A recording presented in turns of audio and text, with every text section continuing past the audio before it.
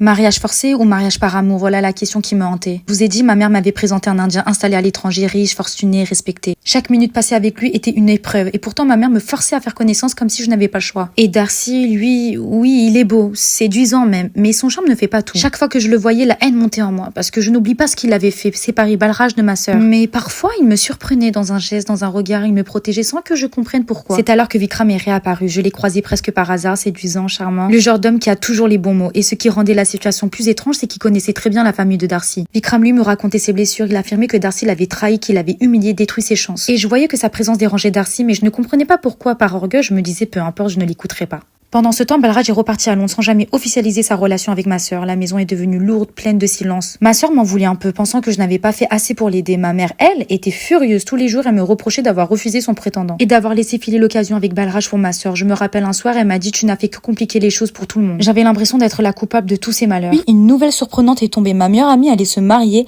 avec l'homme que ma mère avait choisi pour moi. Au début, j'ai été choquée. Je m'étais même moquée de lui devant elle. Mais elle m'a dit qu'au contraire, il était adorable, qu'il avait de l'humour et que c'était ça qui la rendait heureuse. Ce mariage, nous devions partir en Angleterre et la surprise, j'ai pris l'avion avec Darcy. Oui, lui aussi était invité. Le trajet fut silencieux mais chargé de regards. Et à notre arrivée, Balraj était là. Revoir son sourire, le voir parler à nouveau à ma sœur, ça m'a donné un peu d'espoir. Peut-être que tout n'était pas perdu pour elle, mais au milieu de ces retrouvailles, une ombre planait encore. Ma petite sœur, la plus insouciante, fréquentait Vikram en cachette et moi, je ne le savais pas encore. Qui suis-je? Et tu veux la partie finale? Dis-le moi en commentaire.